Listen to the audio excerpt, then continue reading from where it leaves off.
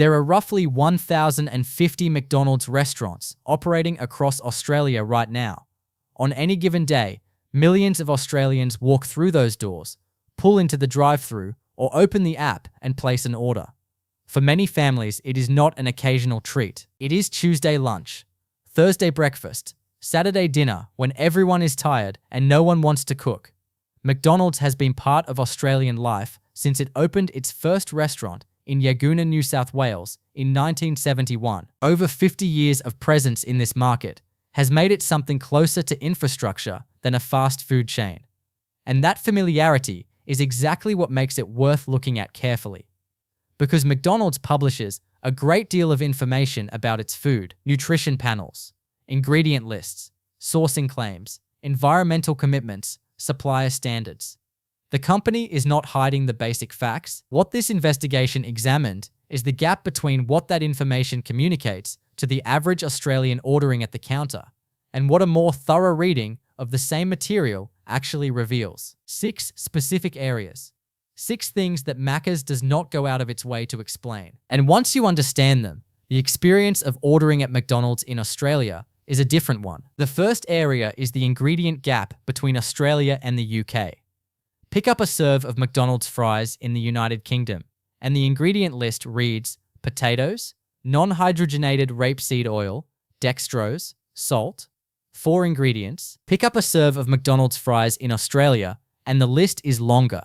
The Australian formulation includes dimethyl polysiloxane, an anti-foaming agent added to the frying oil to prevent splatter, and the oil blend includes processing aids and stabilizers not present in the UK version. McDonald's own UK website explicitly states that dimethyl polysiloxane is not an ingredient in its UK fries. The same company, the same product, different ingredient lists depending on where you are in the world. McDonald's explanation for this, which it has provided in various forms over the years, is that recipes vary by market based on local regulations, customer preferences, and supply chain availability. That explanation is accurate as far as it goes. What it does not explain is why the cleaner, shorter formulation is reserved for markets where regulators apply stricter standards, while Australian customers receive the version that includes processing agents the UK considers unnecessary. The EU and UK approach food additive regulation through what is often called the precautionary principle. If an additive is not demonstrably necessary, it tends not to be permitted. Australia's approach, administered by Food Standards Australia New Zealand, asks whether an additive is safe within defined limits. Both are legitimate regulatory frameworks. They produce different outcomes for what ends up in the food. And in this case, the outcome is that Australians eating McDonald's fries are consuming a longer ingredient list than British customers ordering the identical product from the identical brand. The second area is price increases and the value menu illusion. In early 2025, McDonald's Australia CEO Joe Krzyzewski released a statement acknowledging directly that menu prices had increased. The statement did not deny it or minimize it. What it did was pivot immediately to the McSmart meal and loose change menu, as evidence of McDonald's ongoing commitment to value. That framing is worth examining. Globally, McDonald's prices between 2019 and 2024 increased by between 20 and 27% depending on the market and the item, according to the company's own published fact sheets and independent price tracking. In Australia, the loose change menu and McSmart meal are positioned as the affordable entry point with a price promise attached. What that structure actually does is create a 2-tier system. The value tier, with its limited options and smaller portions, absorbs the cost-conscious customer. The standard menu, where the real price growth has occurred, serves everyone else. The effect on lower-income Australian families is not hypothetical. McDonald's own CEO acknowledged in the same statement that 43% of Australians are actively searching for value deals and looking for savings on small indulgences. That is the company's own description of its customer base under current economic conditions. A family making decisions under financial pressure, choosing between the loose change menu and cooking at home, is not being served by a company acting in their nutritional interest. They are being served by a company that has precisely modeled their price sensitivity and built a product tier designed to capture them at the lowest margin while maintaining overall revenue growth through standard menu price increases. The third area is supply chain concentration. McDonald's Australia's 2023 shopping list, released publicly by the company in August 2024, reported purchasing over 330 million kilograms of local produce and ingredients, representing a total spend of more than $1 billion across the Australian supply chain. McDonald's highlights this figure prominently in its public communications, and it is a genuinely significant contribution to Australian agriculture. What the same communications mention less prominently is that this purchasing flows through a small number of major suppliers. Chicken meat comes from Baiada and Ingham's. Burger buns and muffins come from Arazia, with wheat sourced from southern New South Wales, Victoria, and Queensland. Dairy products, including milk for shakes and sundaes, come from Lactalis. Eggs come from Pace Farm and Sunny Queen Farms. These are not obscure details.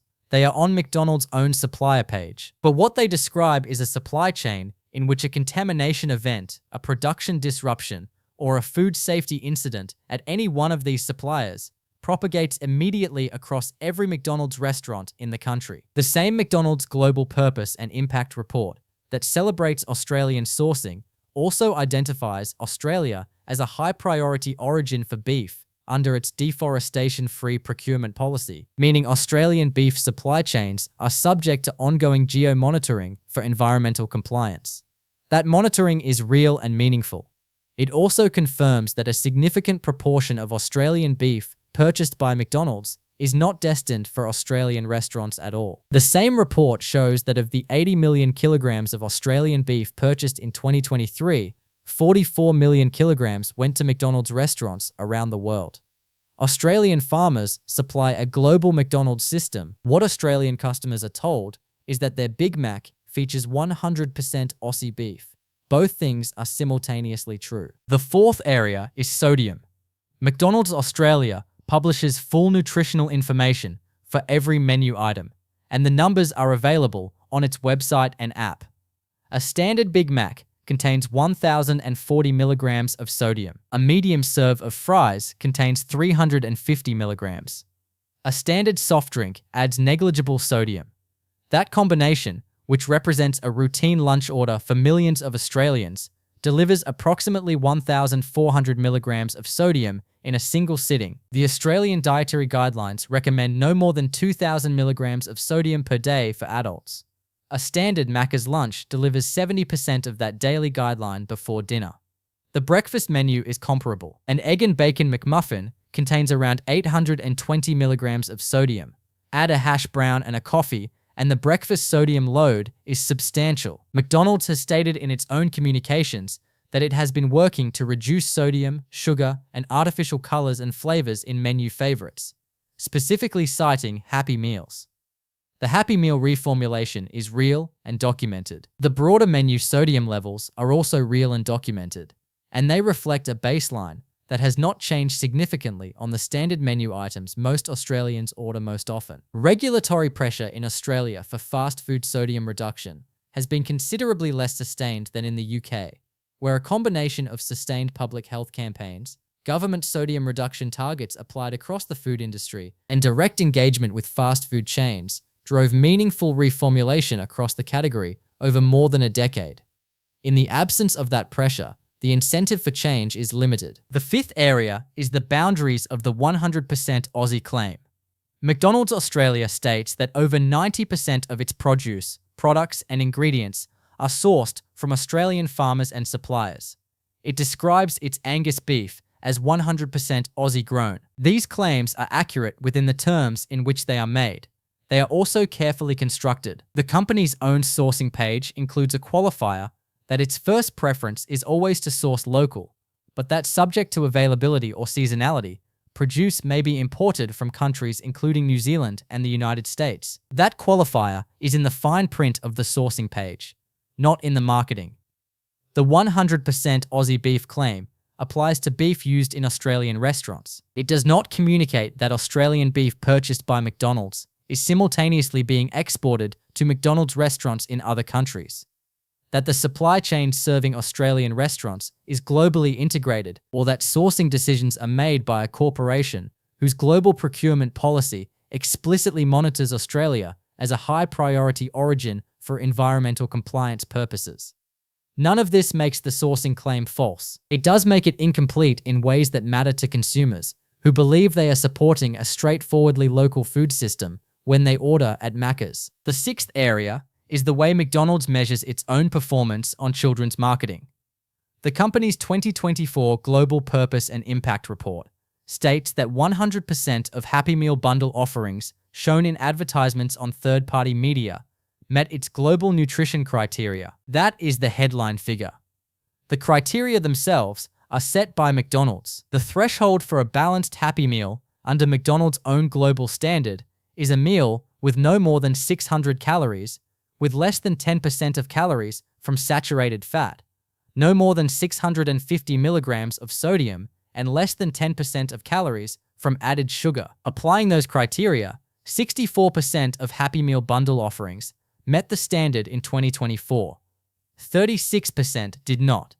The company reports this figure openly in the same document. In Australia, there is no equivalent to the Quebec advertising restrictions that prevent direct-to-child marketing for children under 13. Australian children's advertising standards are administered through an industry self-regulatory code. Complaints about non-compliant advertising are assessed by the same industry body, whose members include the advertisers being assessed. The practical result is that McDonald's Australia markets directly to children through television, digital platforms, in-store displays, and the Happy Meal format itself, within a framework that the industry has largely designed for itself. What connects these six areas is not that McDonald's is uniquely dishonest, or that any individual claim it makes is straightforwardly false in a way that would expose it to legal challenge. The sourcing figures are real, the nutrition information is published, and the price commitments are documented. What connects them is a consistent pattern in which the information most favorable to McDonald's is placed prominently in public communications, while the context that would allow a consumer to evaluate that information fully is available only to those who read deeply enough, cross-reference enough sources, and understand enough about how the regulatory and commercial frameworks operate to know what questions to ask. Most Australians ordering at Macca's on a Tuesday are not doing that research. They are making a quick decision based on price, familiarity, and the accumulated trust that comes from over 50 years of consistent presence in the Australian market. A trust built through marketing and operational reliability rather than through any particular transparency about ingredients, supply chain mechanics, or the regulatory gaps that determine what ends up in the food. Understanding what sits behind that familiarity does not require avoiding McDonald's entirely. It requires knowing what the label is actually telling you, what the qualifier buried in the sourcing page means in practice, and what the gap between Australian and European ingredient standards says about the regulatory environment shaping every meal served under the golden arches in this country.